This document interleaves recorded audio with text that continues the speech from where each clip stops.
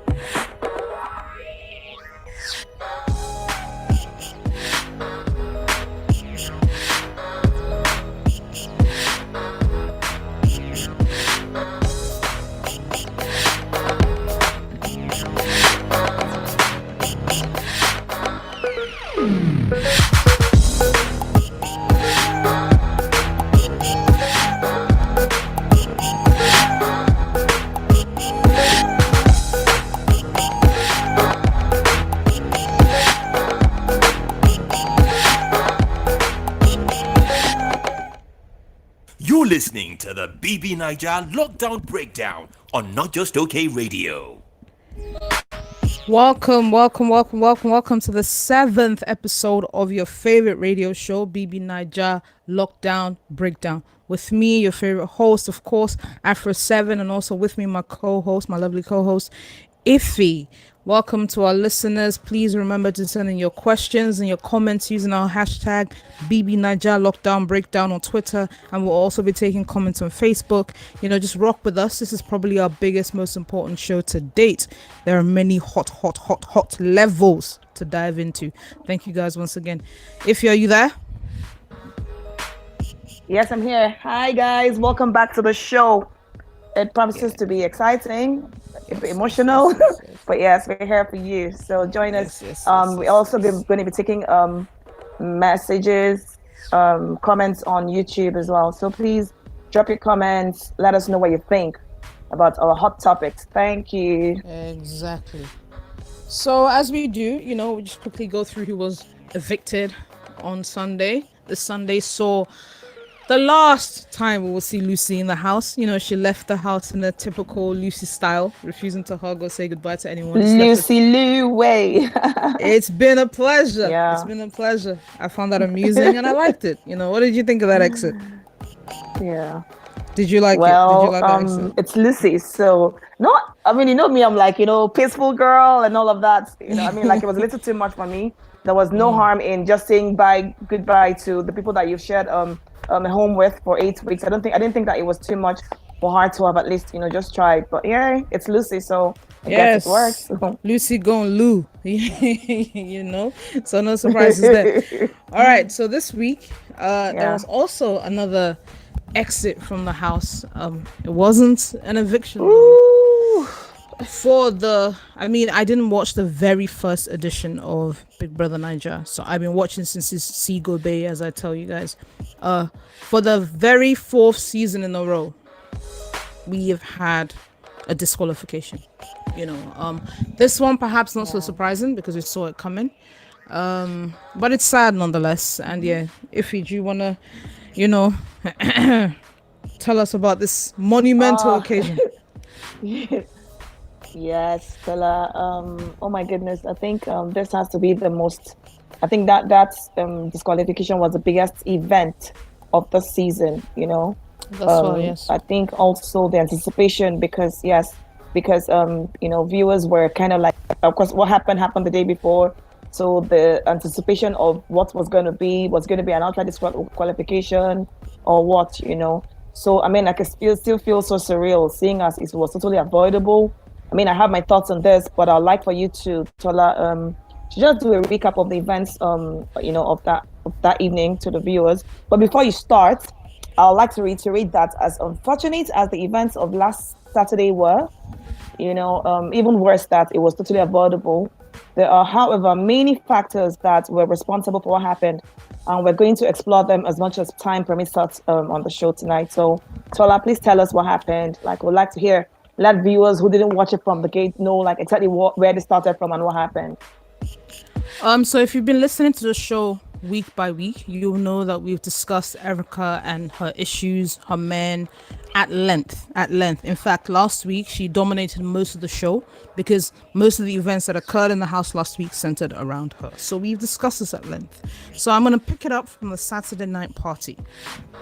During the Saturday night party, if you bear in mind everything we discussed, so that's the complications with Lekon and Kidwaya, and their somewhat tumultuous understanding of each other.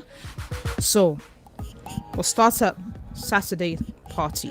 This Saturday gone. In the party, Okay. there was a scene, maybe around 2/3 of the party gone. There was a scene where we saw Kidwaya and Nengi discussing Ozo at close quarters. That is, they were very close to each other, as in face me, I face you, but your nose might touch my nose, kind of close. Yeah. Yeah. Earlier in the day, Kidwaya was advising Ozo on how to move when Nengi was concerned.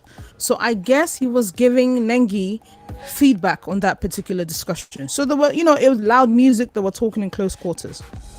Here comes Erica from the back of the club to sidle in their middle and sort of break up, that close stance.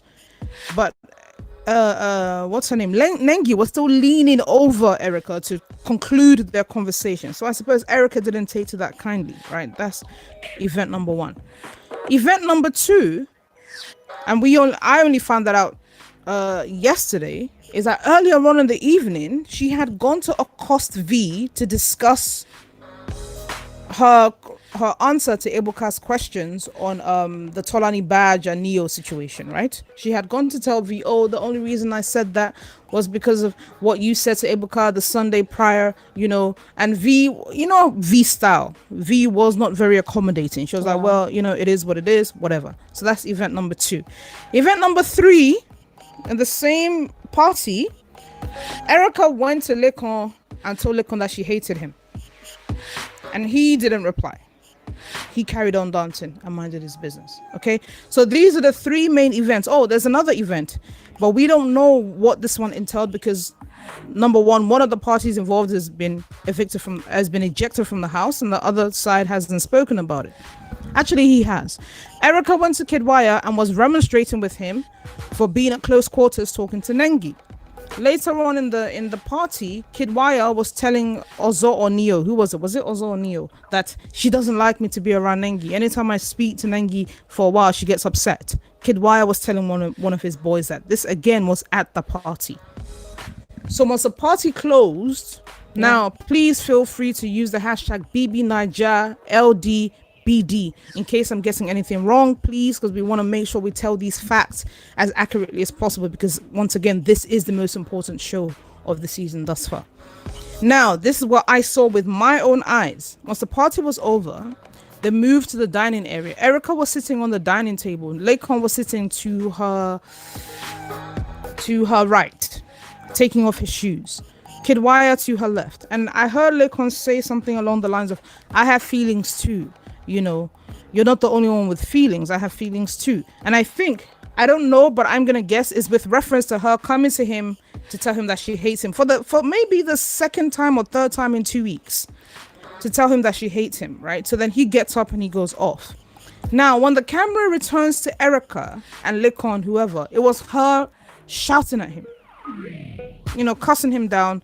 You this, you that, how dare you go about telling everyone I try to kiss you, or I kissed you multiple times, or whatever. She was really going in, calling him some horrible names, speaking about his physical stature, telling him he's a demon, he's gonna die, etc., etc. So that's that part. We will get to the other part later, because I would like Iffy to come in at this point. Right now, Iffy, up until the kitchen incident where she's cussing Lekon down, what were the thoughts going through your mind at that point? I mean, I think to me at that point, it was apparent she was going to get evicted. She was going to get DQ'd. There was no doubt in my mind, right? But what was going through your mind then? Yes. Yeah, well, I know that Erica is an adult, so she's first of all responsible for herself before anybody else. So she owes it to herself to protect herself, because, I mean, there was a lot of alcohol involved in that whole exchange. And I mean, like, it's kind of weird to me that you would casually dismiss whatever it is that Nengi did at the party, because if I were with someone and I know, like I know how, and this has nothing to do with whether I like Erica or not. Now I'm talking about personally. If I was with someone and I felt insecure about someone or whatever like that, and we had spoken about it, I think that sometimes, it's important for the other person to at least try.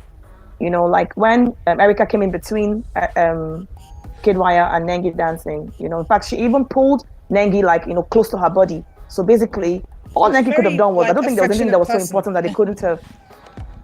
Yes, so there was nothing that was so important that that couldn't have been continued. Do you understand what I mean? So it was for as far as I'm concerned, it was a deliberate slight on Erica, and she perceived it in that manner. Now, I'm not saying how the conversation started, but just the fact that you know that this person is with this person, the same way she feels entitled to Ozo's time and his affection, and how she gets mad when he talks to other people. I think she could have also extended the same magnanimity to Erica as well in that particular moment. Of course, I think Erica was obviously, more intoxicated at this time and all of that. Nengi should have stopped, but she didn't. So it's almost like all these all the series of events that kind of like pushed her over the edge. Because I mean she had been on edge all week long, with her feeling alienated from the housemates. With the whole thing with V. V, of course, obviously, like being verbal about her dislike and displeasure of what Erica did and her dislike for her. As a matter of fact, Lucy also in this corner, making her life miserable. So yes, she had a really tough week, And then when you've had a week like that, I think the one person that you kind of like expect to be in your corner is the person that you're in bed with. As a matter of fact, I mean, literally, And so yes, I think in all of that, Erica felt some sense of disloyalty from Kidwire, and I feel that same way too because if I'm with you, at least as far as the game goes, it's Kidway had made it clear to everybody that he was with Erica. Whether they had any plans for the future or whatever like that was, in that something that he wasn't sure about. Yes. But at least in that house, yes, everybody knew that they were Kid together. and Erica, and yes, Kid and Erica, and seeing how upset Erica was about the whole Lakon situation. I'm not saying kids shouldn't talk to other people or whatever, but you see, there are boundaries they shouldn't cross.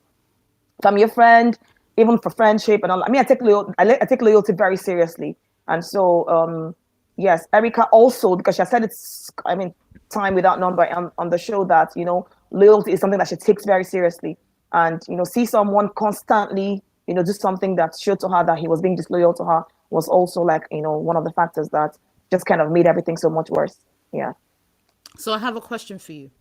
As a fan, as someone who watches the show analytically, which is why you and I are on this radio show right now.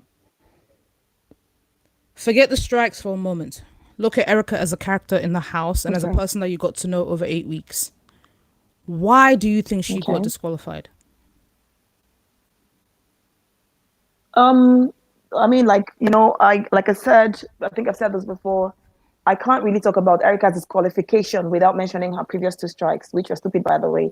No. It just seemed like I want you to understand my question, because the go ahead. strikes. Take that again, please. Yeah, the strikes were the symptoms. They were not the disease in and of itself. So I think there is something. But I don't want to lead you. So I want you to think about the characters that you got to know over 8 weeks. No, maybe you should tell me what you're trying to say, yes. Okay. Think about how, wait, hang on. Think about how she was in the house, her relationships in the house, the things that she felt strongly about, and the things that she was displeased about. Why do you think she got disqualified? Bearing all that in mind, the strikes and all that, whatever, they were a result of something about her. So why do you think, with the exception of the first one, why do you think she got disqualified? Okay, it's a really vague question, Tola. Yeah, it is a big question. It's really vague. Yes, it's vague. But it's vague as well. Like so. Okay, all right. Let me tell you what I'm really saying. Just say what you want to say, and then I'll. Let me tell you what I'm really saying. Yes. If you remember from week 1, when Erica came in the house, and we discussed this on our very first show, Erica was under the impression that she and Nengi would be tight. Because, I mean, they knew each other in passing from the pageant scene outside the house. Did you get? So she was under the impression that she and Nengi would be tight. All right? That didn't quite pan out as she imagined. And then there was Eric. She imagined that Eric would have her back in the house and they would be close. But as we all know now, Eric swanned off with Lilo. Then there was a first task when everybody had to be paired off into teams, and she was the last person chosen. Do you remember post task? This was the Bet Naija trivia game in the gardens. Post task, she was in the bedroom crying about how alone she felt, and Kid Wire with his throat was sore at this point, right? Was now in the room comforting her and whatever, they were getting close, but she was crying over the accumulation of things that she perceived was that rejection. Do you understand? So like being rejected by Nengi, being rejected by Eric, being rejected collectively by the house by being chosen last, and then that brought her down. In that the following week, they were in the garden. Kaisha says to Erica, you're sad. I don't know what it is, but you're sad. Kaisha didn't really have the words. So she'll like observe something and make a comment about it. So I guess what I'm really asking you is, seeing as she had this need to be accepted, to be chosen, do you think her disqualification was inevitable? One, do you think it could have been prevented if she made different allies in the house? Two. Okay, so I hear you, Tella. I agree that Erica, one of the biggest, I wouldn't say it's an issue, but one of the biggest things about her was the fact that she really badly wanted to be accepted, of course, by virtue of where she's coming from, her birth situation, growing up, and all of that, So like being accepted, it's something that is big on her on her list of priorities. Okay. So now, when you come into a place, and but I think something that she has to now unlearn anyways, that when you come into a place, nobody owes you to like you. Nobody owes you to, be in your corner, as a matter of fact. Nobody specifically owes you loyalty, except people that you have maybe formed alliances with, which is why she felt particularly annoyed by Kid Wire's persistent disloyalty, as she perceived it, by the way, because to him, he probably didn't think he was doing anything wrong, but the way it came across to her, it felt to her like she was being persistently he was being persistently disloyal to her. Also, the Lincoln situation, because she's like, even though Lincoln and Erica were friends for 2 weeks, by the way, that they were friends for just 2 weeks before the whole drama started, and so it's like they hadn't even been friends for a longer period on the show as they had been friends.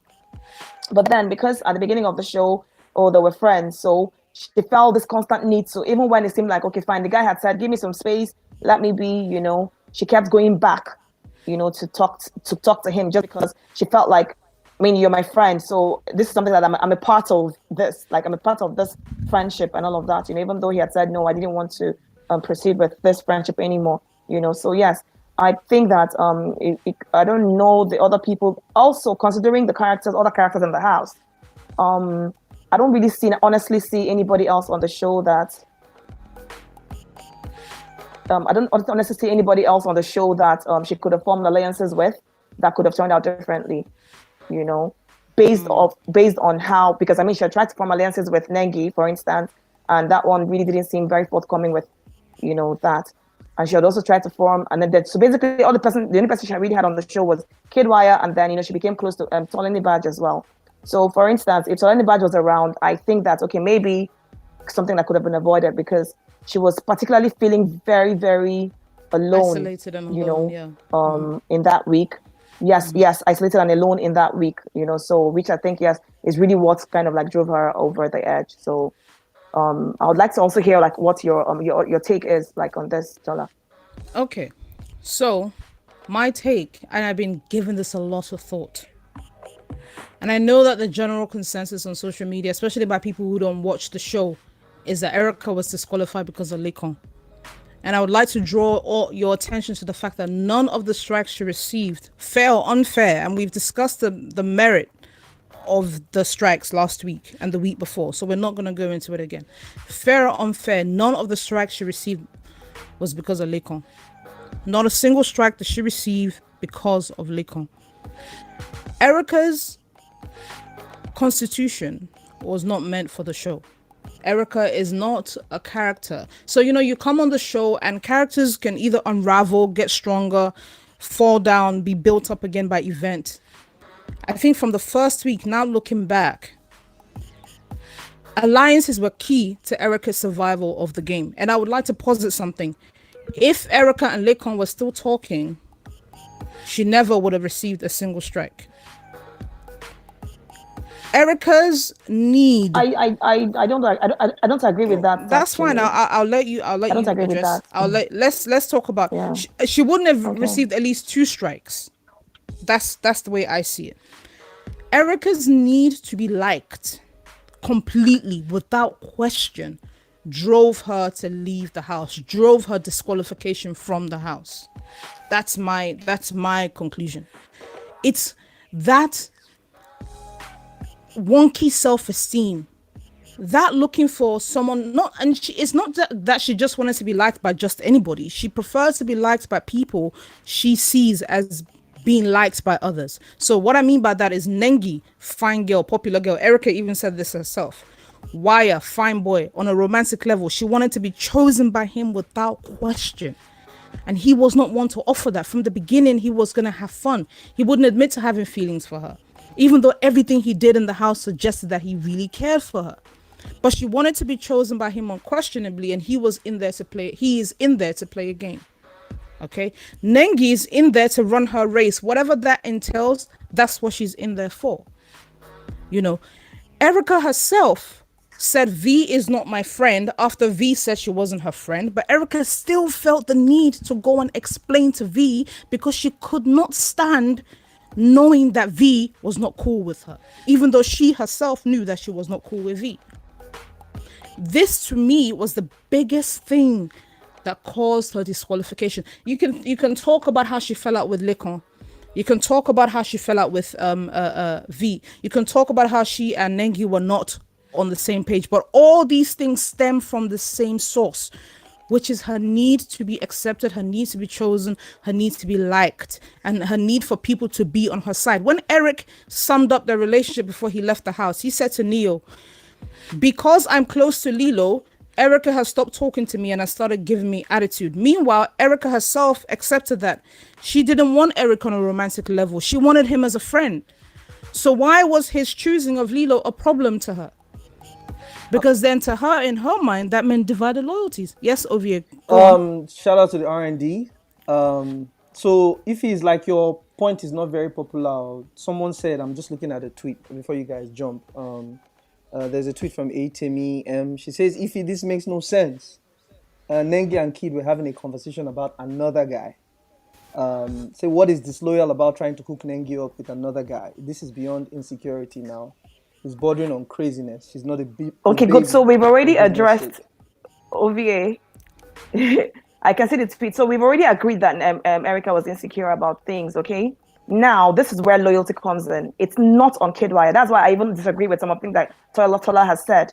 It's not on Kidwire to especially for her disqualification. It was her who drank a lot. It was her I didn't who fell blame over the Kid. edge. It was her who said the thing that she said. So it is no. Listen, let me finish, Tola, please.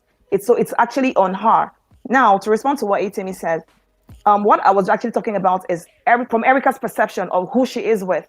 If I've had a conversation with you over and over about something, then, I think that just because you care or you at least ask to, as far as we know that in the house they are together, I don't think that, insisting on continuing that conversation was paramount at the time. Sometimes accord the person that you're with some respect, even though you feel the person is being silly or whatever like that, because even coming in between, I kept rolling my eyes like, what the hell is this girl doing? It was nonsense, but then it happened. I think that someone really could have picked up, the person whatever it is that happened from there. Some respect. Is it that? Does that mean she shouldn't have any conversations? Yeah, like what are you in the club? They were really no, that's not what it means. Ozo. But then we also remember. Okay, you also described how close to each other they were about this thing. Yeah, they were and pretty talked about close. this thing before. And I'm saying that there's nothing. Yes, there's nothing. And this is not the first time, the second time it's happening. So it's just one incident that now but then there were other incidents. It's not like this was the first time. It wasn't the first time. And they had a conversation about it. I feel like, and he said, oh, don't worry. I'm not going to do things that make you feel disrespected anymore. Nobody's saying don't talk to anybody. Erica has never even said to him, don't talk to anybody or whatever like that. She hasn't, if we're being fair to her. all she has said is, don't make me feel like a fool. Don't make me look like you're disrespecting me. When he flirts with Nengi, all those things, other people are watching. I mean, so you cannot be here, acting like you're with me and then you're going to flirt with another person. But Now, that singular Erica doesn't incident, know though. what the conversation they were having. Exactly. My point is that she doesn't know what they were talking about, okay? She doesn't know what the discussion was they were having was. But then she felt insecure. Of course, that's her own problem to deal with as well. But then with her insecurity, she felt the need to break up that conversation that she wasn't comfortable with. I think that even Nengi on her part too should have just moved on and, okay, you know what, we'll pick this up another time. But she didn't. They kept stretching over her head to have a conversation. So obviously she was drunk or whatever, and this is not to excuse her behavior, because her behavior was nonsense. It was actually rubbish. Do you understand? But in doing that, it's almost like, oh, these people do not actually rate me. Do you get? And I mean, for someone who already has all these issues that you've already highlighted, which is like the need to be accepted, the need to be respected, the need to be, to feel like she's a part of something, it's obviously made her feel a type of way. You can't deny that it did.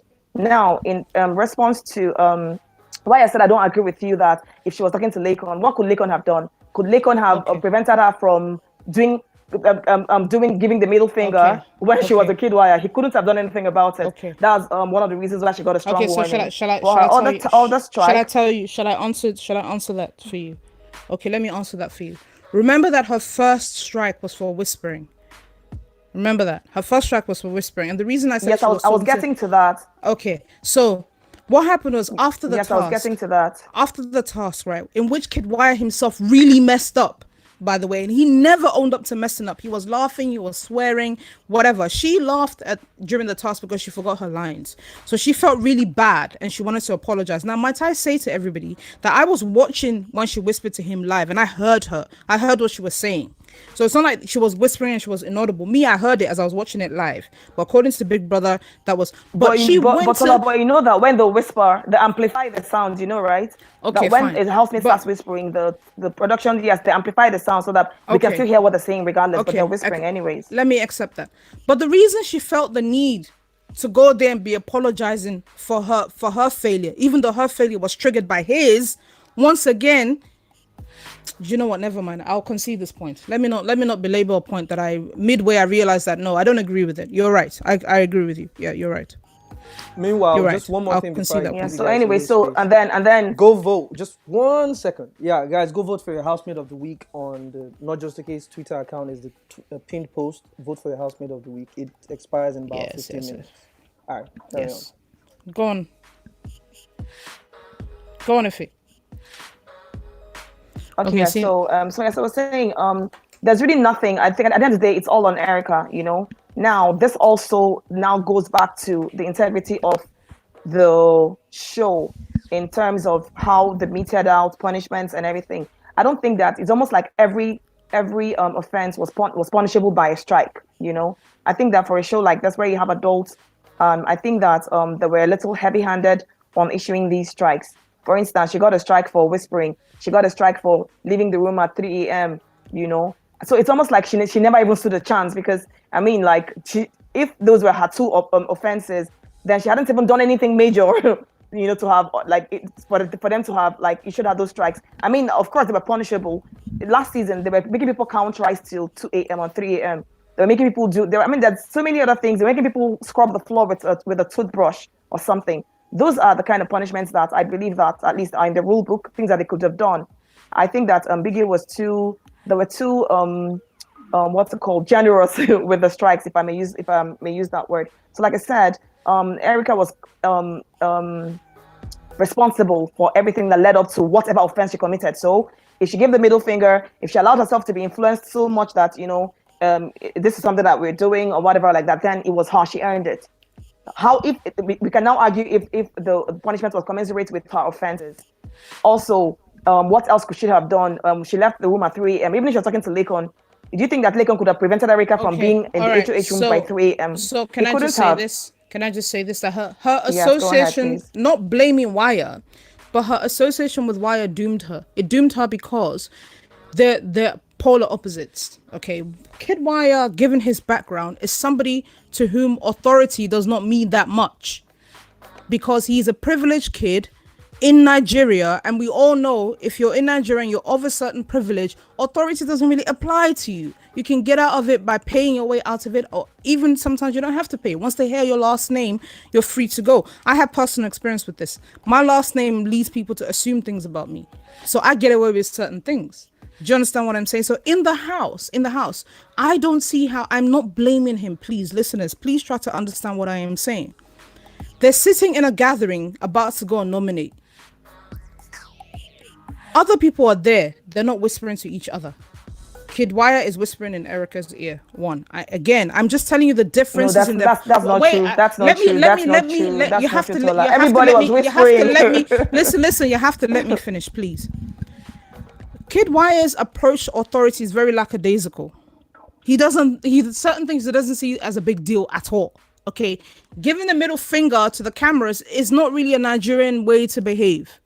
Okay, Erica of course followed suit now as per Bonnie and Clyde. Oh yeah, me too, raise my middle finger as per fuck Big Brother and the viewers. Me, I didn't feel disrespected because I didn't see it. But hey, that's number 2. Number 3, her inability to accept that Kid Wire is the way he is was the final straw.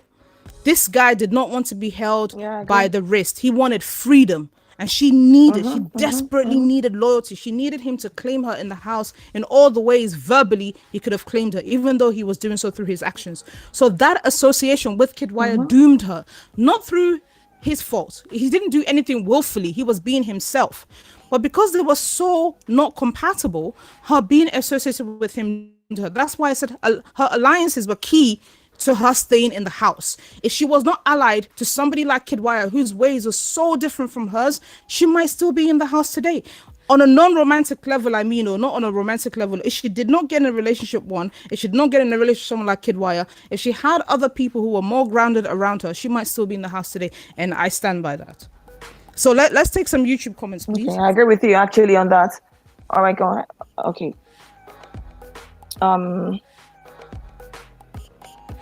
Okay, can you start with the Twitter comments, please? Sure. So let's start with some Twitter comments. I'm really loving the engagement tonight, you guys. Thank you so much. We said it was an important show, and you guys have turned up and showed up, and I love it. So let me take some random comments. I'm going to take one from one of our first-time listeners, Enrhodesian Rebel. She says, according to the rules, she definitely deserves all her strikes, but there has been an unfair handing out of these strikes. I don't even think some of the offenses deserve strikes. Organizers could definitely get more creative with the punishment. I agree with you, sis. Reality TV General Entertainer says, I want to agree that the 2 strikes, unfair ones, and the overall demeanor of the house towards her were the catalyst for the events of the night. I completely agree with you there. Olugbemi, our strong listener, says there's several layers to the issue. Erica's triggers were legion. In fact, it's been weeks in the making. Saturday was a crescendo when all her triggers, Nengi, Lekon, Kid, converged at the party. I completely agree with that as well. And there's one more. I'm just going to take one more. Priscilla says spot on. And let me find one from another first-time listener. Matt Agu, the Entangled Cake, says, I agree with you, Tola, and you could see from the first day that need was quite obvious. That's right. From Sencha Beauty, Kid talking to Nengi about Ozo made Eri mad. How does that make sense, please? Well, it is what it is. All right, do we have any comments from YouTube? It is what it is. Yes, we do. Opa Lua says, Erica's extreme need to be loved and wanted led to her ultimate downfall. Justina Folojo says she wanted to be accepted and thought that as one of the 2 hottest girls, she was going to be accepted. Allies formed right before her eyes, and when she wanted to make allies, it was kind of too late. I kind of agree with that. Yes, it was, because the only allies she had formed at this point was with Kid Wire, who also didn't want to be held down, you know. So yeah. Jojo Med says whispering should be punishment worthy, not strike worthy. Exactly. We totally agree with you, Jojo Med. Yes, on this season, obviously see the way they've been handing out strikes like Patty Park, it just so happens that I've been making a joke about it on Twitter that Erica is trouble magnet. It's almost like she's kind of not clumsy physically, but then she's mentally clumsy, so she just keeps falling into these things, getting in trouble, that sort of a thing. So that's basically what it was. Daniel Obasi says allies should come to an understanding of the fact that Lakon wasn't the reason for her disqualification. Nobody has said Lakon was the reason for her disqualification. Well, people have said that, but yes, I agree A with you. lot of He people wasn't are the saying reason it for her too. disqualification. A lot. There's even a tweet I saw Yes, today. yes. That's why I had to Those people are not rephrase, fair yes. and they don't watch the show properly. I'm sorry. No, Lakon, I do not agree that Lakon was the reason for her disqualification. It may have been a trigger, whatever it is that she had with him. And of course, as Sola has already highlighted earlier on, this constant need to be accepted, to be wanted, to be a part of something. So it kind of seems to her that like with Lakon no longer being her friend, that was minus one person of whatever That she tribe could she, rely she on. was kind of Yeah. like forming. Yes, that could she That's could right. rely on. So That's yes, right, that yeah. obviously had its effect. And then Tolani Bad also leaving right after. And then also, I mean, with this whole Do shaking you of know, tables, wait, Ebuka kind of created. to cut you, Tolani Badge left at the week where I feel like they crossed a significant mark in their friendship. Before they were talking, they were dance partners, they were Yes. everything. But that week they got really super close. Do you get me? Yes, Yeah, yes, they yes, I really, agree. like, it was Yes. obvious to the house that Tolani was Erica's girl in that house at the point where Yes, Tolani left. yes. Yeah. And I mean, like, that's very correct. Yes. And then also, with the whole thing with Kidwire, with Tolani being there, it was like a buffer. Do you understand? Because there was at least one person she could go back to unburden or whatever like that. I mean, like, there were girls, so they could talk to each other. So I think she left in the week that maybe, I mean, this is not me saying that anybody responsible for the other person, but as a friend, the week that she needed her friend the most, because now Ebuka came and created a problem for her, which was saying, you said this thing to Kidwire. You said this into You Tolani. said this thing to Tolani Badge, sorry. And then, I made that whole situation. V, obviously being V, kind of made sure that, she made life hell for her in that week. Or Lucy, on the other hand, as well, was there. And then there's this whole thing with Lakon. So it's almost like, like she already has these 2 strikes with that Sunday coming. And then she had like very strong warning, her final warning, and a strong and final warning again. And then Ebuka now, I mean, like, you cannot say, you're not manipulating the show for God's sake, because I mean, like, imagine all that had happened, and then the live show comes on again, and it's about her again. I mean, what else was talked about on the show? It was about Tolani Badge and V and Neil. Erica was in it. The next question was to Lakon, which was about Lakon going around saying, you said this, So at the end of the day, it's almost like too much pressure for the girl. So obviously, and then with the hostility she felt in the house and the alienation as well, she just couldn't cope with any of all that. As a matter of fact, I kept sitting it in the week. Erica is hiding. I'm like, you're not going to hide the whole week. You're going to have to face this thing head She was on. desperate to avoid do whatever the I need to do to get inevitable. out of this thing. Yeah. Yes. So she kept avoiding. She kept running away from it, but obviously it was inevitable and it happened. So I think that leads us onto a really nice segue, because when I put up the list of the topics we were going to discuss earlier, a few people mentioned that they wanted us to talk about this. The role of production in this. I know we said it seemed inevitable, but let me tell you guys something now. If you're proper R&D and you've watched the show at least in Sigobe, you will know that production moves things and undoes things the way it favors the show. The key one was the week Tasha got her second strike.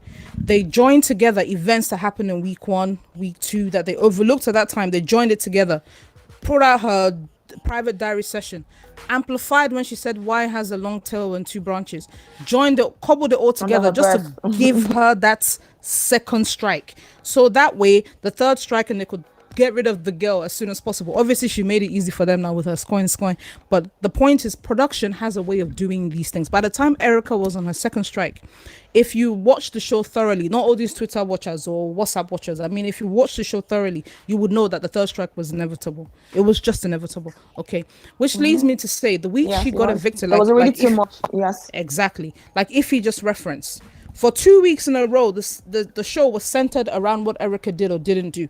The Sunday before the live show, they showed her intimate moments with Kidwire and them giving the middle finger. Live show started now. Erica and Tolani Badge were saying one thing. The following Sunday, and then following up, Lakon, did you try to kiss Erica? Then the Monday comes. The housemates are rebelling against her leadership. Tuesday, Prince had to shout at them, etc. But what I'm trying to say to you is when these things happen, depending on your makeup, on your psychological profile, and the way you handle things, maybe to somebody else, it would not have been a big deal. But as we've established from week one, with someone that had such a need to be liked and accepted and chosen, all these things pushed her towards the inevitable conclusion. Production should look at themselves and the way they handled the show. Yeah. Production should look at themselves in the way they did not recognize that this woman needed help. She needed a shrink. She asked for one 3 or 4 times earlier on in the show, but she asked. They refused to provide her one. By the time, listeners, if you were watching the show, by the time Erica was pouring water on Prince's on that head of house bed, it was obvious that she was not in her right mind. By the time she tries to escape from Trickety's grasp in the garden, it was obvious that she was not in her right mind. This is not an excuse because we've already told you why we feel like her exit was inevitable. So we're not trying to excuse her. But if you watch the show, you should spot these things. This woman was in need of help. She was in need of unburdening. She was in need of decompressing. And they watch her fall over the cliff in the name of entertainment. I am a consumer of the show, but Yes. I have no interest in watching someone's mental breakdown. It doesn't entertain me. I didn't like it. And in another country, here or in the US, the show will be facing some heavy fines or cancellation as a result of that event on Sunday. So this is something we I should totally all agree with you, bear in Tola. mind. Yeah, go on, Ify. Sorry. Yes, I believe that it was there was a lot of laxity on the part of production because I mean they totally dropped the ball on this one. It's very dangerous carrying out a social experiment, without appropriate safeguarding for the housemates. At the very least, housemates need periodic assessments, by a mental health professional. So imagine that the housemate is constantly asking for help, and being denied that help. I mean, it's all content, but where do we draw the line between that and taking advantage of someone's trauma and all of that for ratings and numbers? Even though they consented to this, they had an agreement, they signed the dotted lines to be there, but the least you can do is to ensure that they're psychologically safe. So, for instance, there was no need to make a big production of Erica's exit. As a matter of fact, Erica had done enough things that they didn't really need to show us everything, like the part of her.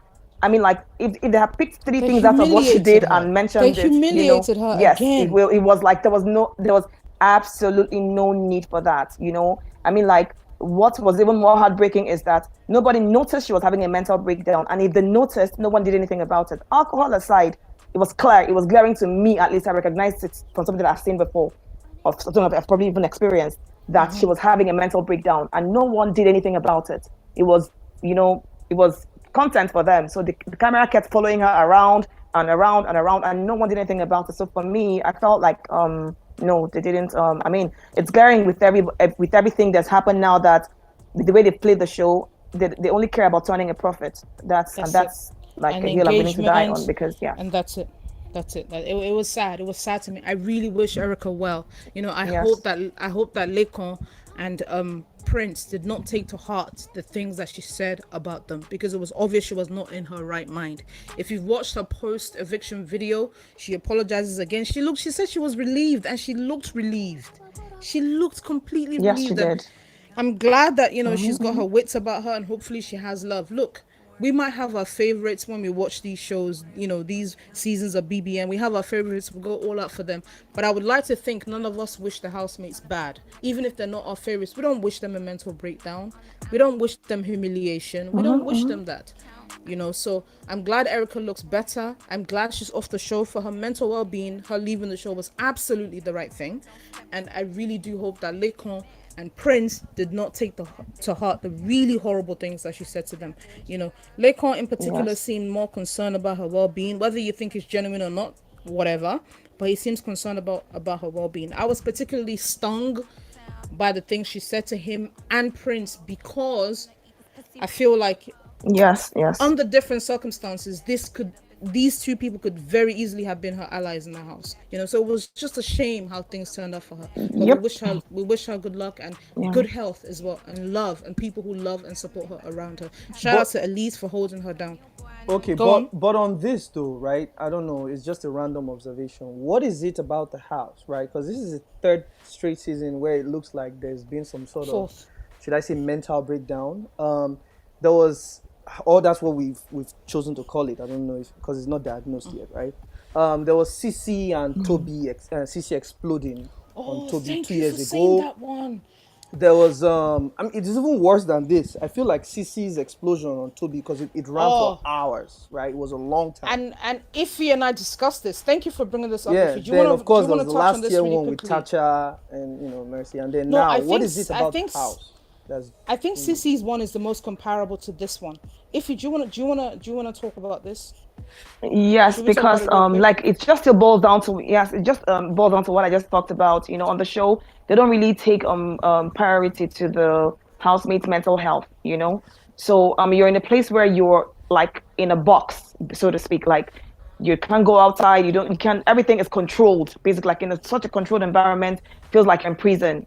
Just that you're not in handcuffs or whatever like that. So the pressures in the house keep building and keep building and keep building. Now, if they have periodic checks, to just be sure that they're mentally okay, everything is going okay, and all of that, some of these things wouldn't happen. For instance, with Cece, I remember very well one thing that Toby said to her when this was going on, because it was like, and I felt it was very generous of him, because he could have equally lashed out to her. Because Toby to get bad mouth now, but then he didn't do that because he said he recognized the need, like there was something going on with her, like she was having a breakdown, and he recognized the need for her to lash out, like to let it out. So he kept going to her to let it all out, and then she kept going on and on and on. As despicable as what Sissy did, as horrible as the thing that she said to him was, it was obvious, it was very generous of Toby to recognize that somebody else was, Exactly. feeling something, and felt the need to like just let her exhaust whatever it is that she was going through in that time.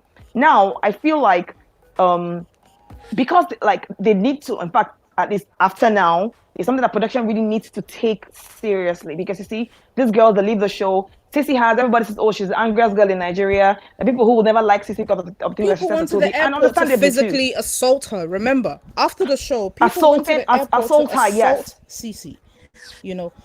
I would just like I to mean, say, there's never any reason any good enough to to abuse behave that way. anybody. Yeah, There's never any but reason good enough to can we behave in just that way, say to say the things that that she said. But shout out to go ahead, Toby Salah. and his upbringing for recognizing something that Big Brother's own crew did not recognize, which is that she was under so much pressure to speak her mind that she just exploded. Yes. The things that came out were despicable, but as he later said to Big Brother in the diary room when he was being commended for keeping his cool, he said to Big Brother he recognized that she was desperate to talk to him, one, and desperate to let out all the things that have been building up over the weeks. Because remember, they stopped talking after a while.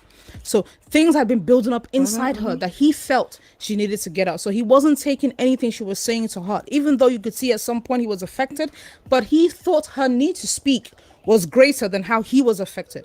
That's the kind of generosity the housemates had that Big Brother, the production team themselves didn't have. So imagine a 23-year-old Toby having to engage his own mind and his own heart to say, this person desperately needs to talk. Let me let her talk, even though everything she's saying is painful to me.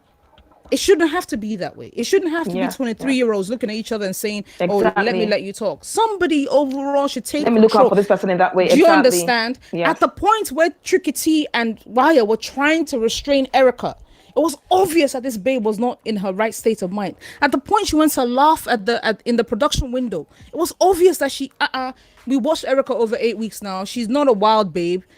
She likes to have a good time on the dance floor. She's sexually liberated, but she's not a wild babe. She's not a mean babe. She's not a wicked babe. Mm-hmm. So, I mean, these are the things. We could go on and on about this, but let's move on to another topic. Listeners, I hope we have done a good job of trying to analyze and look into all the angles of what causes inevitable disqualification. Please tweet at us. I know it's been a really, really hot session, so we've not been able to get back at the tweets. But you guys, I'm really grateful that you're rocking with us and you're really engaged in this topic, because I think it's super important. Do we have any comments from YouTube?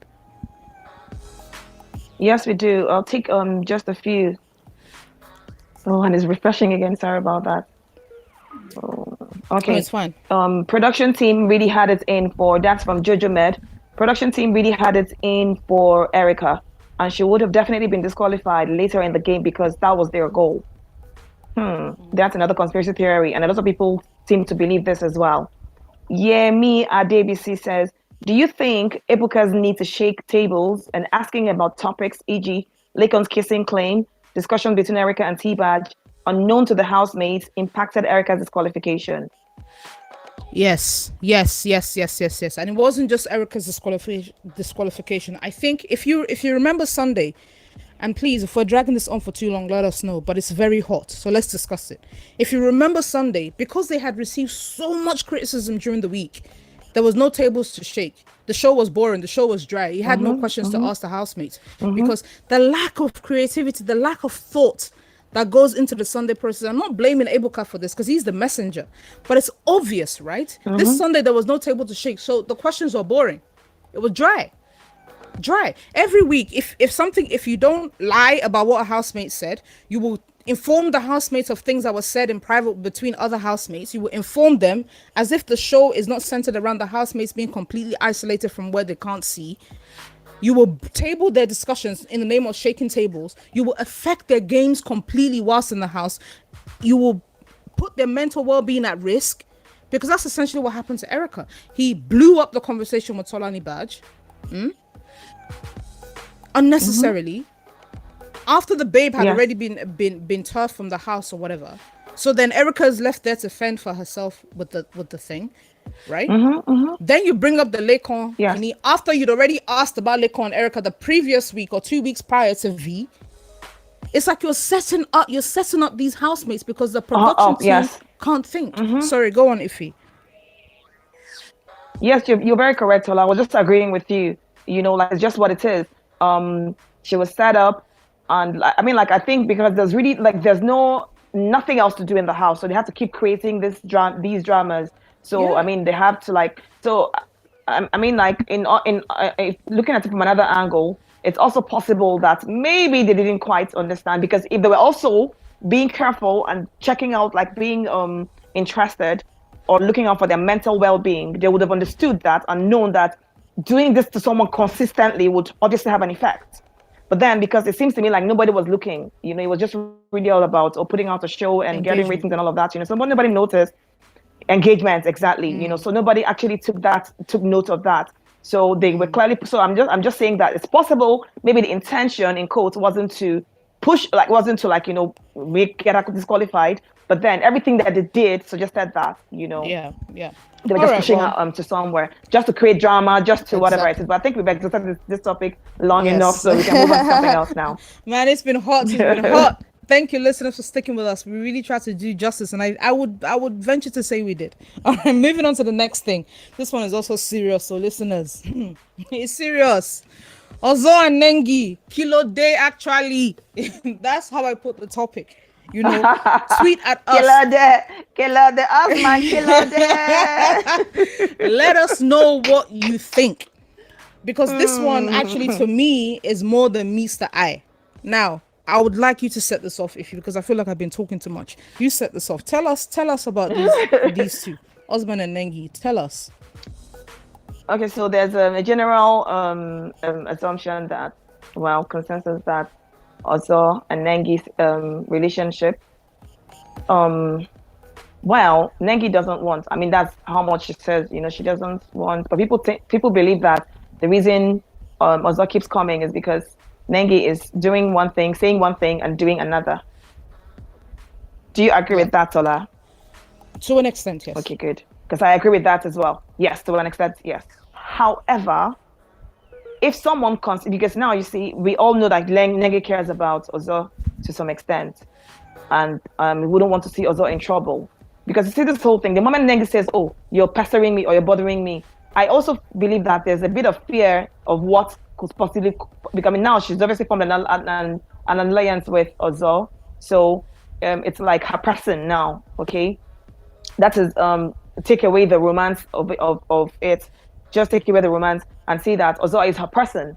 So if Nengi then loses her person, it's kind of like, of course, she's gonna get hurt about that. What I do not like is this madness, because it has to be madness. That's the only reason why someone will continue to tell you no for how many weeks now? This has gone on for like maybe 6 weeks, because I mean the first week, then they fell out for 1 week and then they started again. So this is week 8. So that's over and over and over and over again.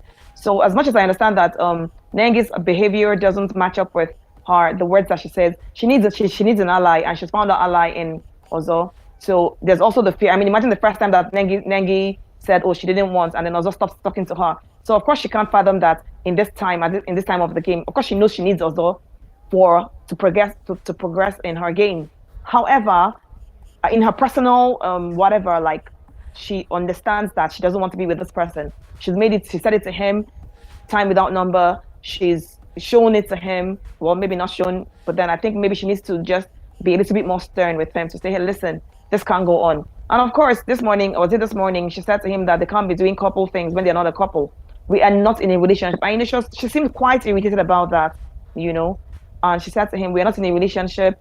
And I think that we should not do, or we should stop doing things that couples do and all of that. And then shortly after that, Ozo writes her a love letter. Like, I mean, this is also sickening to me. I'm so sorry, but like just watching Nengi and Ozo gives me so much anxiety because I mean, really, like she doesn't even have like her own personal space in that house. Nengi cannot get up. It's almost like magnet. She gets up and Ozo just automatically gets up. She walks on, and people say, "Oh, she follows her." So no, that's not true. He said to her, we were doing a general prayer. You were saying your own prayer in your mind. In your mind. In your like yo, this is so ridiculous. This is actually quite ridiculous. We're laughing about it. He's smart. We're laughing about it, but this thing is disturbing. But he's last night also said to Nengi. No, it is disturbing. Actually, also said to Nengi that he's seen her staring at Eric, Tochi, Wire, and I don't know if he mentioned Prince or not. Prince, do you understand? And to him, is there a common enemy? And to him, if it was him, when he stares at people, it's because he likes them.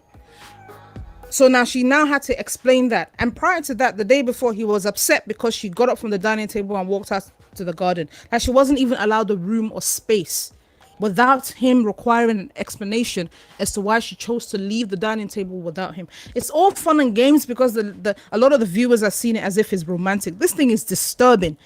And the reason I'm not angrier is that Nengi has not been firm, like if he just said. She has not been firm enough to say, listen, you're my guy in here. You're my friend. You're my homie. You're my ally in here, right? Not in these words, but give me room. I can speak to other people. Because Ozo is aware of everything Nengi does in that house. Every conversation she has with another male housemate in particular, every Prince single and Wire, thing, he's aware of it.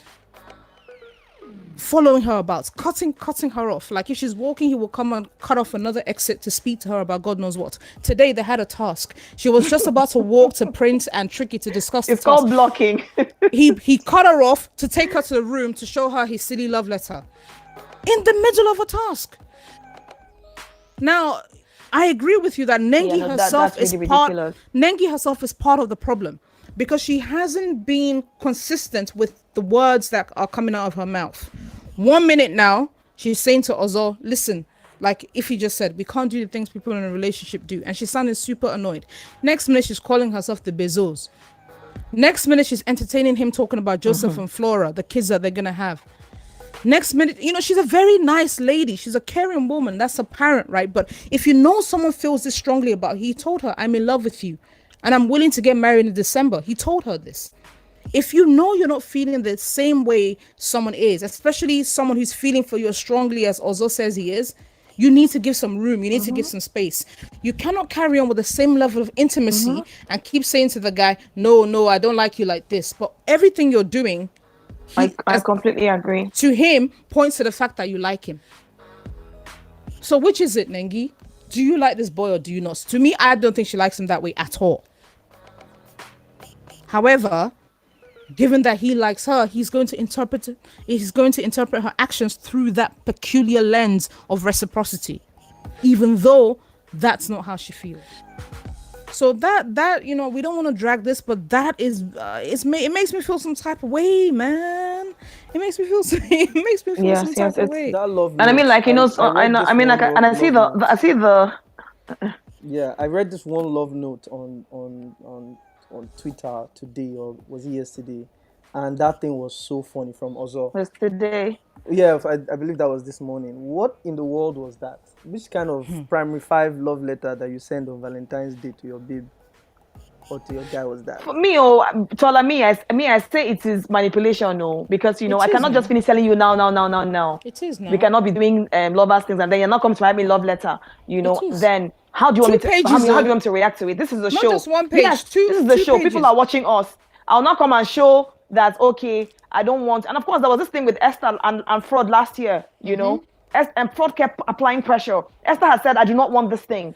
And then when she now behaved a certain way, we're like, oh, Wicked girl, big you know, sad it was girl. people were siding with Fraud. Yes, wicked girl. They turned her into memes and all of that. Nengi is an avid watcher of this thing, so she knows this thing. Yep. So I'm telling you, I keep saying it. So she doesn't want. There's certain reactions that, you know, she may not necessarily show because she But she's knows the feeling. show and she knows how people on the outside perceive right. the woman. Yes, and she knows that she's a woman. And This she's the one who's morning she totally came disadvantaged. close. You're right. This morning she came very close. Yes, and then she always catches herself. Yes. One of our listeners just brought it Sometimes to our it's almost like she attention wants to now. lose it. One of our listeners just brought this to my attention and she's completely Okay. right. Priscilla at Hadufe says, Ozo himself has said he isn't giving up no matter how many times she turns him down. So what option does that leave Nengi then, to physically remove herself from his space or report to No Big Brother that he's option. bothering her? She doesn't have any option. No choice. So the only choice she's left with, which Ozo knows that she's not going to do, is to go to Big Brother and say, oh, you're bothering me. I want to be left alone. But then she's not going to do it. So that's unfair. So when I see people owing and saying, oh, you know, oh, they're so cute and everything, it kind of like grates on my last nerves, because are you guys kidding me? If I had someone follow him, imagine a guy would ask you out. Okay, maybe he lives on your street, and then every morning he shows up at your gate with flowers, with coffee or whatever It's like not that. sweet. It's a nice gesture over. I do not want it. Is it not by sweet force to want? anymore. Is it by force to want someone? She told him no. It's not sweet to keep you persisting when understand? someone has said no. It's not sweet. It's not romantic. It's creepy. No, it's not. It's not. It is not. It is not. And It is not. can So, she even? I don't know what can be done about it. Can she even report to Big Brother? The She same can't Big report Brother to Big that Brother, told that's the her. thing, because the The moment same she Big does- Brother. No, wait. The same Big Brother that told her Oh, to go yes, and tell that's Ozo true. that maybe she could consider him as a boyfriend on the outside. That same Big Brother. Eh? I agree with you. Like, we'll never know the truth and of then how she tells us feels. something else. Exactly. Yes, because she watches the show. She knows how the woman is meant to look like the villain when she says no. And obviously, seeing this whole thing with Lakon and Erica as well. Sorry to bring them into this again, but then, I mean, see how Erica easily became the villain in the story, in the house. I'm talking about in the house. So you see her, she doesn't want this thing. Sometimes you see her wearing this frown on her face when I was always saying this Yes. thing. She's like, you know, sighing under her breath and everything. She's not happy at all. It But then, makes you me know, she feels like she's uncomfortable, playing a game. She has a game. Yes, and it's unfair to the girl. So It's actually unfair. quite unfair. Unfortunately, say as in bar her On the going flip to side, it talk kind to of Big works in the Brother sense that she about still it. gets Ozo's votes, though, right? I think beg, about forget his votes, Joe. Really? Yes, now it's like This 2 for this 1. has cost her. No, Ovie, this has cost her so much. This girl was one of the brightest stars on the show in the first 3 weeks. Content back to back to back to back to back to back. Do you understand? Now you can't mention Nengi without Yeah. mentioning Ozo. That's all. Her entire game has been reduced to Nengi and Ozo, and Ozo is a dry boy. Oh man, I can't argue with that. Seeing that letter, I can't argue with Tola said that. Ozo is a dry boy. can't He's a argue very with that. dry No, boy. no, really, Somebody that that's can't really even. nonsense. Ozo can't say the word condom. He says stuff. Stuff. Okay, that's enough. Stay on course there. Come on. Stops. Did you add S to the stuff? Even Yeah. Stops. No, he I think didn't. he He said didn't. He stuff. picked well. He just said stuff. Do we have any YouTube comments before we move on to our third topic? Yes, we do. So Nengi likes Ozo. That's Nena. Nena says Nengi likes Ozo, but wants to take it slow. Ozo wants to fly, which is suspicious. Olajumoke says she also needs to stop eating from the same plate as well. They should stop holding hands, and he takes these things seriously. Yep. Olajumoke, okay, she can avoid him, but he keeps being in her place. He finds his way back to her. She did the day before yesterday, but he went back to the kitchen. I'm always anxious to watch them. Same as me. It's not fun. It's not romantic. It's disturbing. Yes, it's not.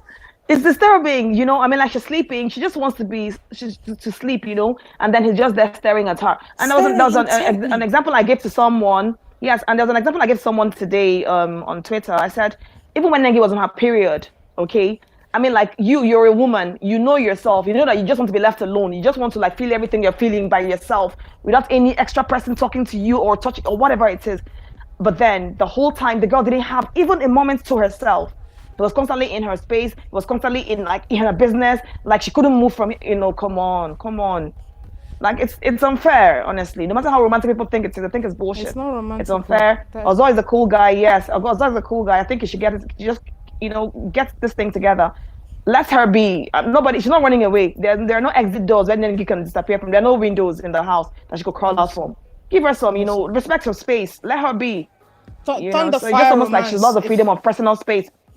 Thunder fire romance. Do you understand? I mean, like even someone that you're dating, that's too much. Too much. That's that's too much. That's just too damn Way much. too much. Way too much. She opens her eyes every time, and then he's just staring down. His face is dead. Staring down on her. What the hell? Just right there.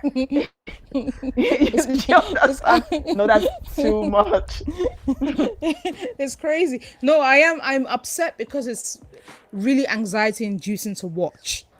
Do you understand? Like, it's not even me trying to be unfair to Ozo. I swear down, I try to avoid talking about this thing because I spotted it like at least 3 weeks ago. I spotted this thing. Do you understand? But he's such a nice boy otherwise. Like, apart from this Nengi thing, he's such a nice boy that you just. But then that's really all he's about now. Just follow So it's almost hard to know anything else about him. Just follow him up. It's almost like, it's like she will get up, zoop, and he'll get up. If she moves to the left, she moves give him like 5 seconds. He's also moved to the left. A couple days ago, the housemate said, and he's lucky that V is his ally in the house. If she was not his ally in the house, he would have felt it by now. V and Lekon were saying, if you're talking to Ozo and Ozo is looking at Nengi or going to Nengi, he's not hearing anything you're saying. V responds, it's disturbing. Dora responds, that's how he behaves. When you're talking to him, you don't have his attention. But that's a lie. That's just a lie. The only time Ozo cares to listen fully to anything anybody is saying is when they are talking about Nengi. Just talk about Nengi. You have his full attention. Or he's talking about attention, Nengi. He's right there. The conversation he had with Dora this week at length was about Nengi. The one he had with Kidwaya this week, one-on-one, no. Anytime you see Ozo talking to somebody one-on-one, he is talking about Nengi. He's not about anything else. One-on-one, not in a group. As soon as you see Ozo and someone, don't bother yourself. They are talking about Nengi. You don't even have to wonder. There's all about Nengi. That's all he talks about. That's all his relationships are centered on. His relationship with Neo is centered on getting advice about Nengi. He doesn't have a relationship with any of them. As a matter of fact, that's how that relationship started. And yes, that's actually how the relationship started. When you remember the day that she had a fight with Lucy, the first one that we didn't watch, it was the second that we watched. The week before they already had a fight. That's her and Lucy. So Nengi, it was just only Nengi's part that we heard when Nengi had to go talk to Neo, and then Neo talks to Ozo. So it's almost like that was really like the foundation on which their friendship and relationship was built on. But this thing that Ozo is doing, yes, it's all about Nengi. So I think that the first time we see him talking to another male apart from Neo at length, one-on-one, it was about Nengi. I mean, it's ridiculous. We don't even see Nengi's relationships with other housemates germinating. Okay, she has a cis-mens with V, but I'm not sure about that one because I don't know their personalities match, Nengi's and V's. I think they're close because their men are close. Do you see what I'm saying? I don't know that they match. I mean, like they don't have anything in common actually. Like even not even conversations, not even. I know that thing that she does. All that comes out of her mouth is get lost. Shut up your stupid mouth. Yes. That's all she says to Nengi. And I don't even think that girl is that kind of person. She's So not. imagine someone She's just constantly abusing you like that. She's very chill, very very calm, very measured. Very chill. And then all you're hearing is shut up your mouth, you stupid bitch. You did language, So that's really like all V has to offer to that friendship, as a matter of fact. Honestly. And then of course, Nengi doesn't like to talk about people as well. No, she doesn't. Nengi doesn't like to talk about people. And that's really all the only other thing that V also is about. V likes gist. I like that she likes gist, I beg. What is it? They should turn up. It's not okay now, but what I'm saying is that we're talking about her match with Nengi. It's not a match at all because the girl really she'll be like, that's really She never really has anything to say because honestly, this situation does not concern me. Can I be left alone? Facts, facts, Or facts, facts. she's getting like bullets shooting her all over the place. Even though it's a joke, do you understand? So yeah, I mean, Nengi, you see Nengi light up when she's with other people. When she's playing, she loves to play, and I mean, like that's when you really get to see the real her. She's running She's all told over the him. place. She's told Ozo Yes. bedtimes. I like to play. And as much as I do not put it, as much as I cannot completely say she doesn't have an attraction for Kidwaya, however, her friendship with Kidwaya is really built on how much Kidwaya plays. Play. He's a big child. So just it's like about she play. is. Yes, he's a big child, just like she is. So like the play and all of that. So of course, it's not hard for you to like want to be friends with someone like that. Obviously, He but lets then you be also doesn't get yourself. it. Yes, so let it be yourself. He can play. He'll carry on her shoulder, on his head if he has to. And the play, and to him, it means nothing. Do you understand? But then, of course, Ozogo they catch feelings now. So No, it's just the guy really exhausting. records And I'm it. so The sorry. guy records every Yes. instance. So let's quickly take some Twitter comments. Thank you guys once again for rocking with us. Olugwemi says it's creepy as hell. Nengi condoning him seems like a classic case of Stockholm syndrome to me. I don't agree with that one. Sensual Beauty says, speak Tola. She's my spirit animal. Tola is a fact speaker. Tweety Bird at Purple Go, Tweety Tola. B at Purple It's Tweety getting B. No, never. At Purple Tweety B says, that's not a cis man's though. Now condition make crayfish bend for that friendship. I agree with you. Olamide says, Iffy is spot on about the relationship between V and Nengs. That's right.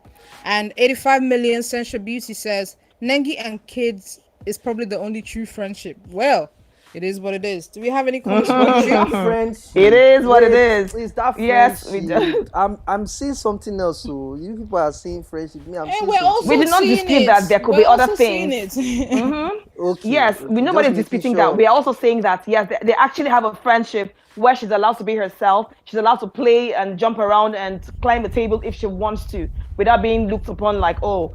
I mean, like, until I imagine how many times she's told us, "Oh, you're too serious." I can't believe someone that is too You're too serious. perfect. I can't believe someone that is too perfect. She said to I him mean, the other really. day. She said to him the other day, "You're You're too perfect." perfect. Me, I like people with flaws. Ozo says, me too. Me, I'm flawed, and I like people that are flawed like me. Yes.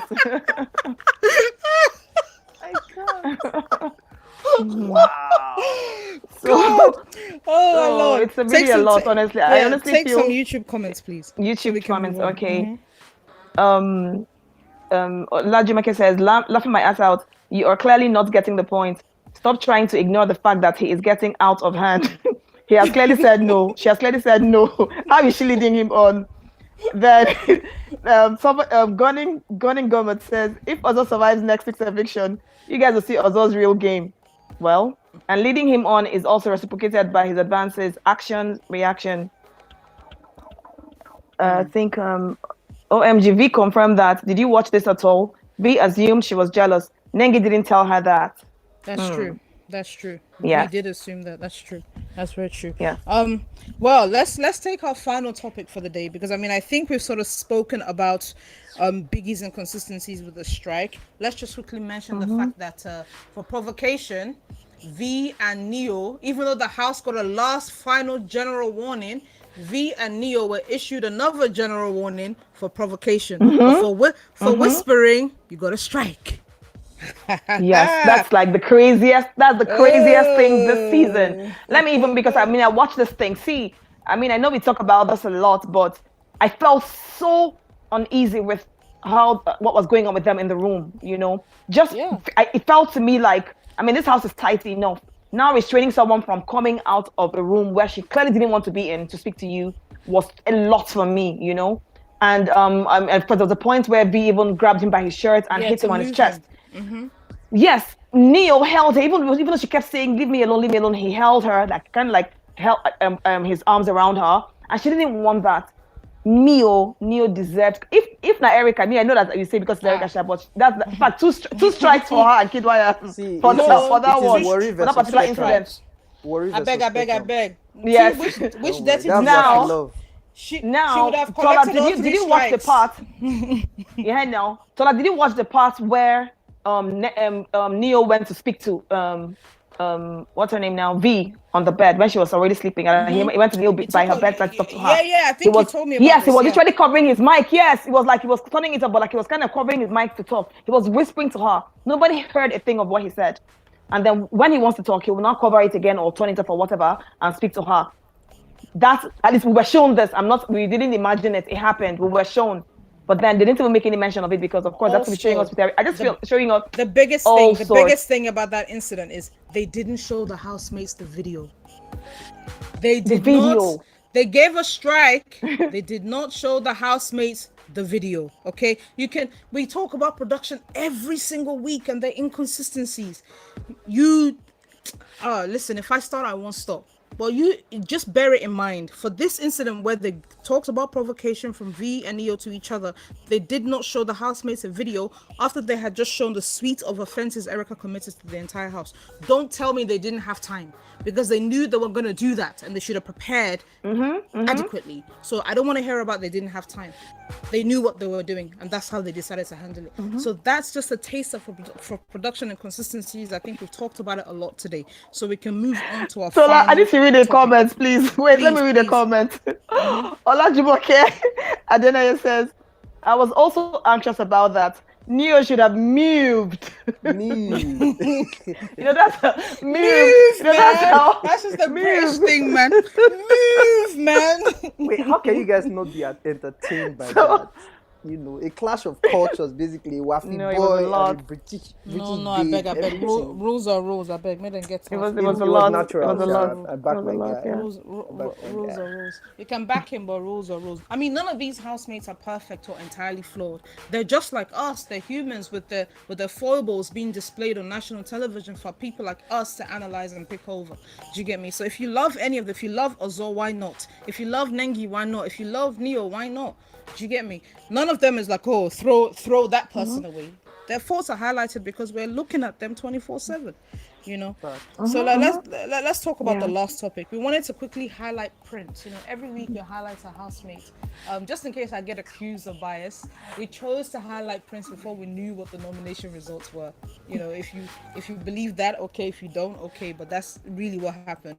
Well, if you can confirm this, we didn't. That's what happened. Oh, before we even highlight Prince, let's quickly talk about nominations. But it's funny. Tola, do you know why that's funny? Because that was the exact reason I gave to someone on Twitter today that asked me for why we're highlighting Prince. I said, oh, Prince is leaving this week. Oh my God. Prince is up for nomination. I'm up for evictions, and then he could be leaving.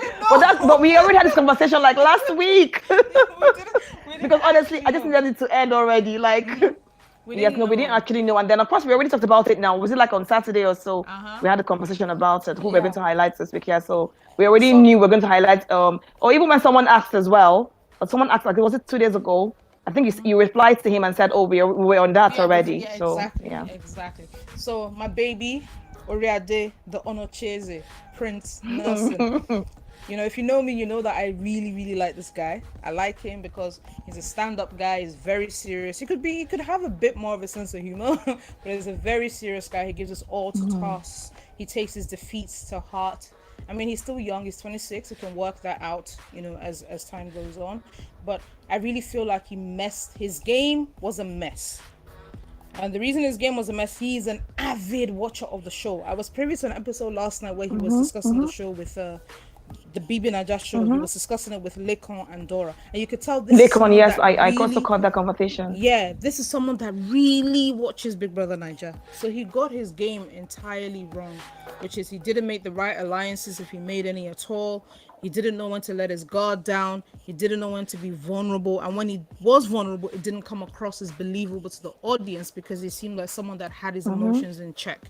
But I like him because he gives his all to he gives us all to tasks. I haven't seen him putting anybody down. I haven't seen him making shady moves. He tried a thing when Nengi didn't pop, and he sort of stupidly held on to that, and he keeps nominating them. Now he's up for eviction this week. He, Kidwire, Dora, and Ozo. Unfortunately, if he had mentioned Neo's name in the diary room, he could have given himself a fighting chance. I'm rooting for Prince to stay in the house, but I have to be honest, it's not likely that he will stay in the house. It's not likely. Well, we don't know that. It's Tuesday, and we still have 2 days of voting. So go Yes, vote for please, your please, favorites. please vote for my boy. Please vote for my boy. I'm voting for my boy. The second time I'm voting this season, I'm voting for my boy. He's a model, Mr. Nigeria. He's an actor. He sings. He dances beautifully. So like easy, not. Life of the Saturday night Do you party. understand? He's not grinding up on women anyhow. He's respectful. I really like him. I really like him, and I understand that again. Like as with the rest of them, he's a flawed housemate. What do you think of him, Iffy? Yeah, like I think you pretty much summarized Prince. I think he's very talented. He knows how to do a lot of things. I mean, look at the darling task. He's the one that makes everybody's hair in the house. So he's the go-to barber. He's the go-to hairdresser.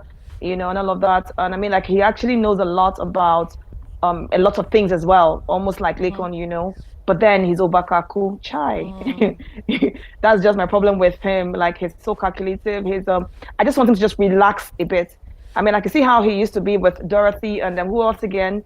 When it would just be like having fun and joking I wish we saw more of that. It just seemed that he had his guards up most of the time, Too much. like 70% of the time, yes. So it was almost like there was always a wall. Viewers really didn't, a lot of people didn't really Get to know him. connect, just get to know him. But I think he's a really cool guy. Yes, he has his head in the game, obviously. Um, I mean, like people say he threw his tantrums when he doesn't win. That's not true, I actually. don't think I mean, so. like I don't think he so. puts his all into a game, and so when he doesn't win, he is in his feelings for a bit. He doesn't go to anybody to go and start talking or whatever like that. He's just on his own, and people mostly come to him to say, "Oh, just don't worry, it's not the end of the one, none of that." And then maybe sometimes he just talks about it, but I think that it's unfair to say that, oh, he throws tantrums when he doesn't win or whatever, because I mean, like there are very few of him in the house who there are very few people in the house like him who put like 100%, so like literally into any task. Do you understand? So it's kind of an unfair assessment of him. But then again, I agree that yes, it's too stiff. He should have. I think he would have made a much more entertaining housemate if he was just a little bit more relaxed. Even when he's making jokes and everything, it's almost like he just remembers and just locks up again. Yeah, So honestly, yeah, that's it honestly, about yes, my that's it my about Prince. But like I said, I never really saw him talking bad about anybody. I didn't see him. I mean, cool like dude, his man. friend said, oh. Yes, the only thing I didn't like was the whole thing with Lucy. When I Yes, felt like that was yes, really not nice at all. Like that was not nice at yes. all. That's the I one mean, thing like I if you say the really person is didn't your like. friend, you do not go at the person in public in that manner. If everybody Twice in else is one day. grilling her, yes, I think that was really, really, really, really unkind of him. But then, yeah, I mean, like we all know, we're all flawed. What makes them look like they're more flawed than us is because they're on TV all the time, and then we're seeing their every move and everything. Sometimes I mean, like you're in your personal space, so you make a mistake, you check yourself, you correct it, and you keep moving. But then they don't have any. It's almost like once they've done something, we're all watching. Everybody have already, like we've already seen it. Unless of course it's behavioral, which is like constantly speaking bad about someone, constantly doing something, then that's a different case. But otherwise, every now and then they're going to slip and fall, and that's Yeah, okay. for sure, for sure. Let me just take some quick comments regarding Prince. We have one from Supremely_1. Prince is too mechanical and is draining to watch. We have one from Predo Forever, a silver surfet. Prince, he's an all-rounder.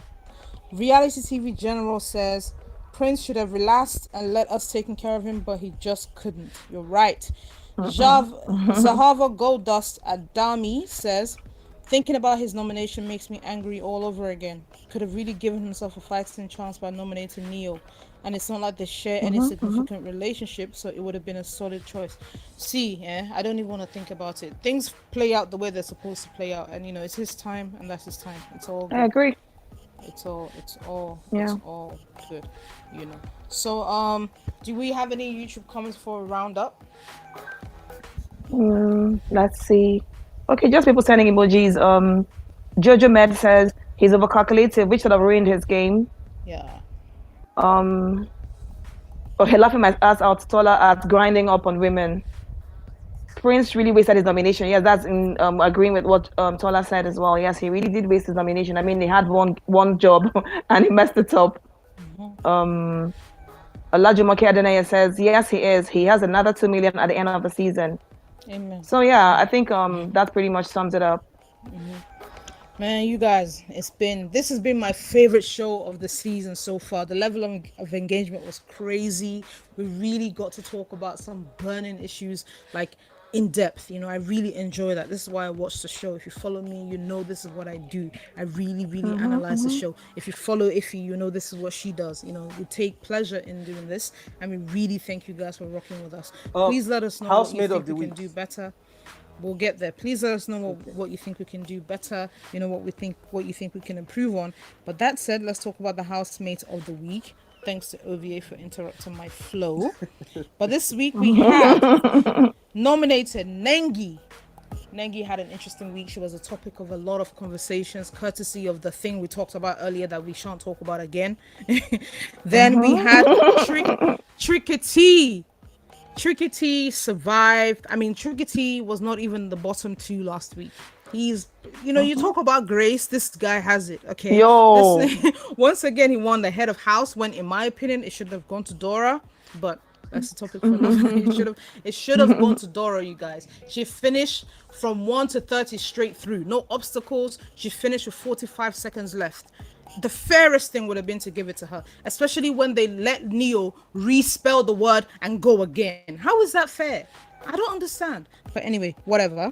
So Trickety, another nominee is Neo. To me, if I were voting, I would vote for Neo, and I voted for Neo. Neo is my housemate of the week because he provided the most entertainment this week. From his hiding of the Yep, duvets. I voted for him too. Exactly. His blow up of V. He was the most entertaining housemate of this particular week just gone. And then, of course, we had Lecon. Lecon was second to Erica, the most talked about housemate of the week because of that situation, because of Erica, because of his reaction to it and everything around that, and his attempt at investigating the duvet theft. So he also had an interesting. Oh yeah, that was entertaining really week. like yes. Yes, it was. that was like one of my best nights of the show so far. And it's interesting how the housemates have to come up with ways to entertain viewers, because the production team once again have turned the show into just an advertising jamboree. Nothing creative doing, no intrigues, no suspense. As far as I'm concerned, the most suspenseful thing they've done this season is to evict 3 people in one night. That's it. Nothing else. Their diary sessions, apart from V's really stunning diary sessions, which I think she's the best by miles, and then Kidwaya, there's been nothing to take away from the offering that they've given us. It's these housemates and their so now we own missed creativity. something. What did we miss? Tell me. The tasks, like how like there's nothing, no, like the task presentation, no. the Let's talk task about it ideas now. and all of that. Let's talk about Yeah, it. Go on. so I mean, like we've been, yeah, I think there's also like a conversation that has been on the timeline. I think for this season they really did the barest minimum when it comes to tasks. All we have watched the entire season, this is the 8th week now, is just sponsored tasks.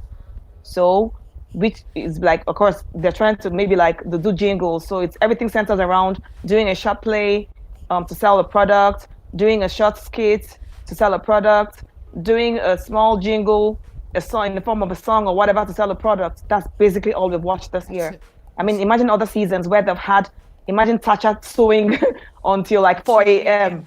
Imagine, like that's 3 a.m. Imagine the years before, like, I mean, I can still remember the consent task in Bam Bam's yes, in their season. But it Do comes you understand? There's with a nothing remarkable about price. any task. There's nothing remarkable about any task that they've done this season. The only just like time, in fact, as a matter of fact, that consent, yes, everything has just boiled down to advertising. I mean, we're dealing with the advertising on, like, in the show. Oh, I don't think I've ever watched as much like ridiculous advertisements as much as we've watched so far. But then, I mean, if they're the sponsors of the show, oh my goodness, But yeah, it's their game, it's the show. Obviously, they have to do adverts. Oh my goodness! Wait, but why do people hate that babe? My team is losing as well. I don't know. I actually like it. I don't get. And I like It's that not it the annoys worst. you people. It's not the not. worst. The man is talking about his shirt wants to eat soup in one advert. The other advert, Mapia TV, charged blender. Oh my god. The guy's hiding Yeah, in the so we've fridge had- and another adverts. Like, no. The adverts are No, ridiculous. so like I think this is the season with the most ridiculous adverts. However, I just feel like they personally were unprepared for this season, like for They tasks could and have asked everything. us. There's They could nothing. have asked us. Yes, they could have asked. I mean, and that's actually another idea. Like, there's nothing that says that you cannot get or options or opinions or whatever from the viewers because we're the ones watching this thing. So we kind of like we can tell people what we want to see. We don't want to see people wearing whatever every day. But, but by the way, the merch this season 2 has been on point as well. Really They've got good. like The some Flutter really, really, Wave really, one, really good. Fire. Whoa, that The was really Pepsi good. one, Yes, it was fire. fire. Yeah, Like, yeah, yes. yeah. So they've got some reasons. I mean, like, yes, I Nah. guess we got something good out of it. But otherwise, in terms What do you of mean something content, good? Did they send you merch? I mean, no, that's what I'm saying. I said in terms, I mean, like for them, anyways, not for us, because this is housemates. This is also an opportunity for them to showcase their talents, showcase what they can Yes, do. yes. Do you But it's understand? not- But there's also nothing. singing, Now, in adverts. terms of consent, because for me, I feel like that consent topic is the most important But they didn't hold it. topic of the season. They didn't hold it. They Because didn't they just came hold and just did one half-assed thing, and then it was like 3 minutes of whatever. Even people that had to ask, "Is that all?" And I felt like, no, that's really quite rich coming from you because you didn't even give them material. Nobody Yeah. said anything to them. I understand that with the whole lockdown and everything, they couldn't have people come in, but then they have a TV there. They could have done like the same way the Opera thing they did with Chacha before. They could have done exactly the same thing, but there's no sensitization, nothing. That's why you see someone like Lucy say something like that you're wearing a short skirt doesn't mean that you cannot be raped. Even though you're wearing a short skirt, you can still be raped. What the hell are you talking Honestly. about? Do you get what I mean? Because I mean, we've just got a comment saying that they're limited by COVID. We know, but the imagination is not limited. That's the issue. Yes. The imagination has been zero. The housemates are the ones dreaming up tasks to keep us entertained. Look at the little tennis ball table cup thing that they play, the duvet thing, the games that Lakon they came up with introduces. it. The housemates Everything are so on their innovative. own. Yes. On their own. Everything on their own. Imagine Yeah. if this was Pepper them. Let me hear that those housemates are coming up with games. You would die there. You would die then because they just they're sleeping every day. These ones don't even sleep like that. So honestly, they're quite inventive. And I mean, like, and I think also that's not because most of them are like young at heart, so they like to play. For someone like little Kid Vile likes to play, so they come up with even Lucy actually Yes. likes to play. Yeah. As problematic in quotes as she seemed, Lucy actually liked to play. She was at her best when she was playing. See how she just lights up like a little girl. Like the night that they did the hide and seek, So I mean, these housemates keep creating content for themselves. As a matter of fact, the night that they were playing in our Naija, we said police and thief, like cops and robbers. The night they were playing that, I thought that Big Brother was what's that game called again? Paintball or something like that. I thought that we were going to like bring that like to the house for them to play. But then look at now, they're just 2 weeks or so, 3 weeks to go and nothing. I just feel like even though the housemates come up with ideas, they can actually build on it. Even They the can. Saturday night arena games is so boring. It's so boring. The only thing this season that has been exciting in terms of task is actually that head of house task. And I like how it is not by The last one. because women The are going to last one that is. Because week to week Which is last boring. one? This very last one, this Monday's head Oh of yes, house no, task. but yes, no, but even the one Erica one as well. They kept adding things to it. They kept adding things to it. They kept adding things to it. So like it kept for the changing head- every week. Yeah. For So the for head the of last house 3 task, weeks. for the head of house task, the instructions are so long that you're like, oh, I beg, please now. That kind of thing. Yes, They've not yeah, really been yeah. creative this season at all. Shout out to the housemates, man. They really, all of them without exception, have brought their A game in terms of keeping us entertained. And where the fall short is not, it's Yes. not on them at all. Because they really tried. Honestly, they had one dull week, Yes, but after that, they've been on top. That So shout out it's to been a them. hit week after week after week Week after after week. week Yeah. So yeah, after shout out week, to the yes. housemates. They've Yeah, done shout out to the amazing. housemates. Yes, they've given So, us yeah. the fact this is by far the most exciting Big Brother. Like they've kept us on our By toes, really. far. Even though By maybe far. individually you may not say yes. Yes. From week one, we've had it like bam, bam, bam, bam, bam Man, until so the many end. So I think they've done subplots amazing, to really. examine and to look at. But anyway, And, let's just So go. and many, yes. shout out to the elite Erica's fans. I'm sure you guys have seen her GoFundMe. Man. Right now, I'm looking at it. I'm seeing $19,123. So she It's basically gonna has hit 20 20. grand I waiting for think her. 20 is a real as she nice steps number, out. Yes, I put a bid in that Yes. myself because I love that babe, man. I want her to do well. Go flourish, young lady. You entertain me. And I can't be mad at that. You fell short, but Yes, I'm yes. sure you do better going I mean, forward. like we had weeks upon weeks upon weeks. Yes, Come on, man. But exactly. she carried. She. Where I we're just mean, over last week her. she Yeah. was all So. we talked about during the show. Do you understand? So come on, man. But does this Yes, mean our Lakon housemates has of the week. like a free run at this 85 million now? Lekon is going to win at a Yeah. canter, but he's going to win by like 50%. If he falls below 40%, it'll be a shocker. The rest will be fighting over like 50% between four people. Lekon is going to win. It's not even up. We said this by week 2 he was going to win. You know, his team did a remarkable job of preparing this boy for the show. He's going to win, and that's that. It's Yep. not even worth debating. Housemate And even of the with week Erica in votes. the house, Yeah. even with Erica in the house, he was going to win. So it's not. It's not even. Anyway, for our housemates of the week, we had Tricky T, Nengi, Neo, and of course, Lakon. And the winner is, I'm sure you are not surprised, by a margin of over, what, 50%? 75%. So he got. This is what the final polling is gonna look like. Lakon got 75% of the votes for housemates of the week. Listen, I don't call it. I go by a number of things, and he's the housemates of the week. So shout out to Lakon, shout out to the icons. Your boy once again for the second time this season is the housemates of the week. And that's really that. Once again, I thank you to the listeners. I thank you for your comments and your engagement. I thank you for sticking with us. This is a learning curve for us, and we are really having a good time with it. Shout out to my co-host Iffy, you're dope. Shout out to OVA, you're dope. And we just had a good time this episode, man. It's my favorite of all time. Yep. Iffy, Likewise. do you have any words to say to the audience? Stay safe and just keep being yourself. Wear a mask. Enjoy the rest of your week. Yes. Goodbye. All right. Yes, wear a mask, sanitize your hands, wash your hands as much as you can. Corona, still day outside, though. Day. All right, listeners, take care Yeah. of yourselves and each other. We'll catch you next week. Peace. Housemate of the week.